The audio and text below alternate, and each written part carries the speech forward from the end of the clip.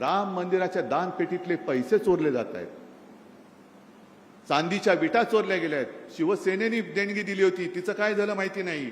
चांदीच्या विटा दिल्या होत्या, त्याचं काय झालं माहिती नाही. शिलापूजन स्वतः शिवसेना प्रमुख गावोगावी फिरले होते, यवतमाळमध्ये सुद्धा आले होते. तिकडे सगळीकडे पूर्ण महाराष्ट्र शिवसेना प्रमुखांनी पिंजून काढला होता. राम मंदिर वही बनाएंगे, काय एक वातावरण झालं होतं. आणि तमाम हिंदूंना यांनी सगळ्यांनी साथ घातली होती. हिंदूंच्या भावनेशी गद्दारी करणारे हे भारतीय जनता पक्ष आहे. आज हा हिंदुत्वाचा अपमान आहे. ही गद्दारी शिवसेनेशी नाही, गद्दारी हिंदुत्वाशी केलेली आहे, गद्दारी या देशातल्या हिंदूंशी केलेली आहे. जाब फक्त या गद्दाराला विचारून नाही चालणार, जाब भारतीय जनता पक्षाला विचारावं लागेल. आपल्याकडे काय होते की जेवढ्याच तेवढं करून आपण विसरून जातो. ज्याप्रमाणे विधानसभेत आपलं सरकार यांनी पाडलं, गद्दारी करून पाडलं. 2.5 वर्ष तुम्ही राग तुमचा धुमसट ठेवला होता आणि तो राग त्यांना लोकसभेमध्ये दाखवून दिला. यांना काय वाटतंय की आता काही नसताना काही केलं तरी चालतंय. लोकांची स्मरणशक्ती किती आहे? किती आंदोलन करतील? 1 आठवडा करतील, 1 महिना करतील, 2 महिने, 3 महिने, 6 महिने, 3 वर्षांनी जेव्हा निवडणूक येईल तेव्हा आम्ही बघू. नाही, हा राग विश्वासघाताचा जो राग आहे तो धुमसता ठेवला पाहिजे. तुम्हाला जी मतं दिलेली आहेत ती जनता ही जिवंत माणसं आहेत.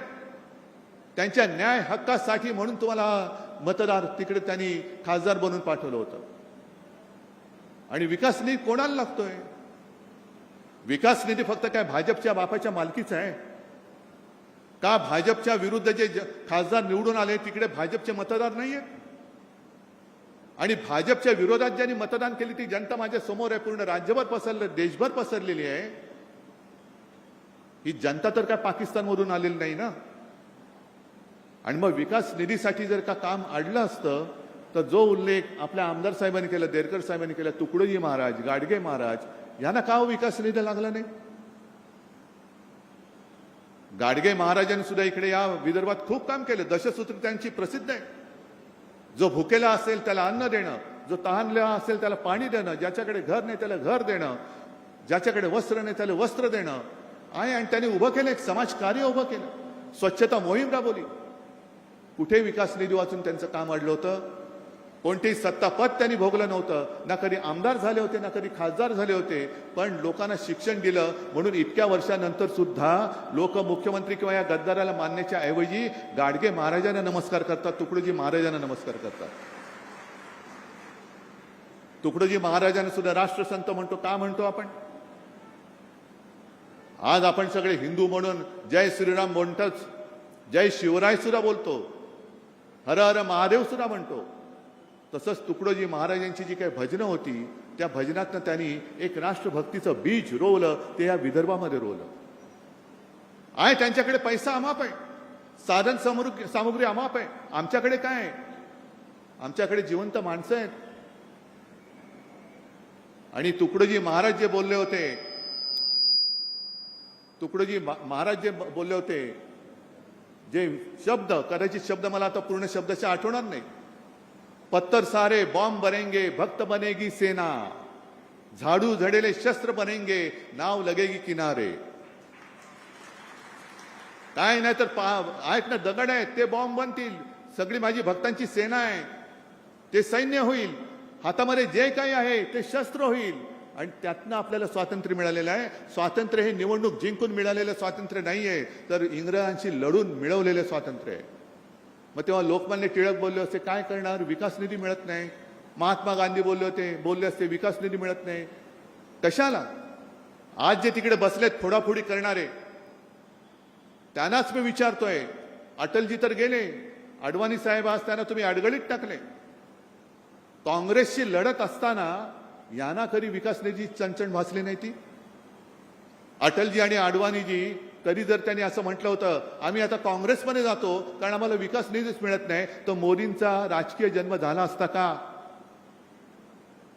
अमित शहाचा राजकीय जन्म झाला असता का? आणि यांना फोडाफोडी का करायचे? तर तोच की तुमच्या प्रश्नापासून तुमचं दुर्लक्ष झालं पाहिजे.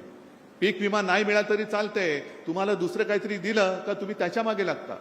शेतकऱ्याला हमी भाव नाही मिळाला तरी चालतंय, त्याला दुसरं काहीतरी दिलं का तो त्याच्या मागे लागतो. त्याचं आयुष्य हे नेहमी संकटातच राहिलं पाहिजे. तो जोपर्यंत संकटात आहे तोपर्यंत तो माझ्या दारात उभा राहणार. ही परिस्थिती आता बदलायला पाहिजे. हा गद्दार जिथे सापडेल तिकडे तुम्ही त्याला जा विचारलं पाहिजेस, मी तुला निवडून आणलेस का, तू माझ्याशी गद्दारी केलीस. मी माझ्या रक्ताचं पाणी केले, मी माझं रक्त आटवलेलं आहे. समोरनं पैसे अरे आत्ता तुला मिळतायत, त्यावेळेला मला सुद्धा जर पैसे मिळाले असते तर मी सुद्धा तुला पाडू शकलो असतो. पण मी भगव्याला आणि शिवरायाच्या निष्ठेला जागलो म्हणून, आणि म्हणून तू खासदार झालाय. तुला काडीची किंमत नव्हती, तू बोल तू गद्दारी का केलीस. पुढचे 3 वर्ष हा कार्यक्रम तुम्हाला करावा लागेल. आहे हिंमत तुमच्यामध्ये? कारण मी मुद्दामून आलोय. जसं त्यांनी मला सांगितलं, काय झालं 2 आठवड्यापूर्वी एक खासदारांची बैठक घेतली, तेव्हा हे महाशय मला म्हणाले, साहेब घरी सोयरीक जुळवायचे पाहुणे येणार आहेत, मी व्हिडिओवरनं आलो तर चालेल का. आता घरचं कार्य शुभ कार्य म्हटल्यानंतर मी नाही बोलू शकतो. आता मला काय माहित मुलीची सोयरीक जुळवताना ह्यांची सोयरीक तिकडे जुळवतील. ह्यांच्या हे पाहुण्यांकडे चालले होते का पाहुणे यांच्याकडे येत होते. सोयरीक ह्यांची जुळत होती पण सांगितलं मुलीची सोयरीक जुळत आहे. मग मी रात्री फोन केला, म्हटलं काय जुळला का. हो जुळला की म्हणे. जुळलं. 2 दिवसांनी कळलं, गेले सासरी. आता नांदा तिकडे गद्दारांच्या कळपामध्ये नांदा, गद्दारांच्या लांडग्या म्हणजे त्या कळपामध्ये नांदा. इकडे वाघाचं जीवन जगत होता, तिकडे गाढवाचं जीवन जगा. जे ओझं तुमच्या पाठीवर टाकलं जाईल ते वाहत राहा. अरे प्रेम देणारी संघटना फक्त शिवसेना आहे. दुसरा या जगात दुसरा पक्ष नाही की जो फक्त आणि फक्त प्रेमाच्या भावनेवरती जिवंत राहतोय. आणि म्हणून मी आज तुमच्याकडे आलेलो आहे. जसं त्यांनी सांगितलं ना की मी माझ्या कार्यकर्त्यांशी बोलेन, तसं मी तुमच्याशी बोलतोय. मी करतोय ते बरोबर करतोय की चूक करतोय. मी लढायला उभा आहे, मी नाही हटणार. कारण जिथे जिथे अन्याय दिसेल तिकडे मी लाथ मारणार म्हणजे मारणार. सोबत राहणार की नाही. जे खरं हिंदुत्व आहे, हे खरं हिंदुत्व हे माणुसकी शिकवणार आहे. मंदिर लुटणारं हिंदुत्व आमचं हिंदुत्व आम्ही ते तुमचं हिंदुत्व मानू शकत नाही. आणि राम मंदिराचा सुद्धा प्रश्न हा पूर्ण देशामध्ये खरा म्हणजे हिंदूंना जागृती आली पाहिजे. आज संजय राऊत यांनी एक चांगला अग्रलेख लिहिला आहे सामनामध्ये. सामना तुमच्याकडे येत नसेल तर सामना.com वरती जाऊन मुद्दामून वाचा. हे मरे मरे जे सगळ्यांनी मोर्चे काढले ना, सकल हिंदू समाज, हिंदू जनजागृती, आता का झोपलात. आता का झोपलात. आम्हाला आता भाजपा मुक्त राम पाहिजे आणि त्याच्यासाठी शिवसेना लवकर आंदोलनाला सुरुवात करणार आहे. भाजप मुक्त राम.